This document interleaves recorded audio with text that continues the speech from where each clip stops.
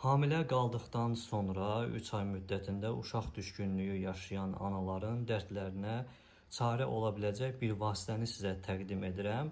Bu vasitə Misirdə, Ərəb ölkələrində geniş istifadə oluna bilən bir vasitədir.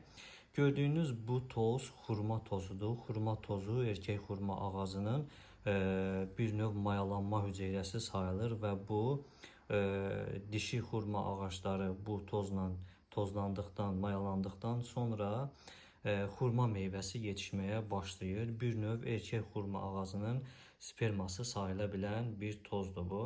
Elə əldə oynatdıqda və onu islatdıqda onun yaydığı bir qoxu da məhz kişilərin ağ mayesinin iyisini xatırladır. Və bu bitki xüsusən də sonsuzluqda kişilərdə mayalanma hüceyrəsinin sayının artmasında geniş istifadə olunan bir vasitədir. Həm südün içərisinə qatıb içmək olar, həm bala qatıb yemək olar və müxtəlif cür istifadə qaydaları mövcuddur. Hamilə qalmaq istəyən analar üçün xüsusilə ona görə təsirlidir ki, bu tozu balla qatıb yeyəndə qadın rəhmini, divarını möhkəmləndirir və mayalanma baş verdikdən sonra həmin hüceyrənin divara yapışmasında və uzun müddətli qalmasında çox böyük köməklik göstərir.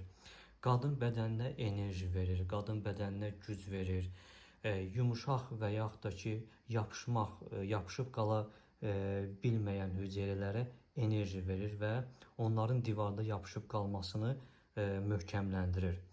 Həmçinin bu vasitənin digər bir xalq təbabəti qaydası ilə istifadəsi ondan ibarətdir ki, irəli hərəkətliliyi zəif olan kişilərin problemini həll etmək üçün qədim dövrlərdə qadınlar gördüyünüz bu vasitəni bala qarışdırırdılar və əlaqədən öncə onu qadın orqanına daxil edirdilər və ondan sonra yaxınlıq baş verirdi və kişinin mayalanma hüceyrəsini bu vasitənin köməkliyi ilə qadın mayalanma hüceyrəsinə çatdırılmaq da bu vasitəçi kimi çıxış edirdi və bir növ mayalanma baş verirdi.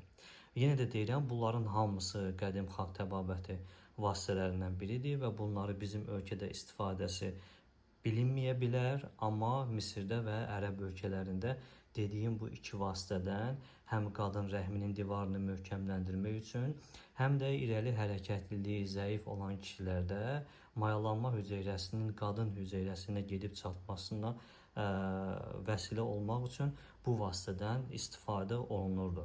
Çox az adamın bildiyi vasitədir.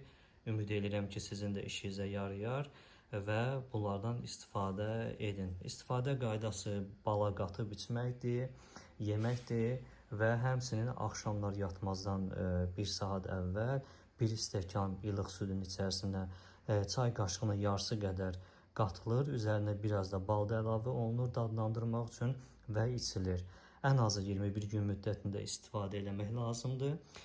Onu da deyim ki, əgər bu istifadə hamiləliyə köməklik eləyərsə və hamiləlik baş verərsə, o zaman hamiləlik baş verən kimi istifadəni dayandırmaq lazımdır.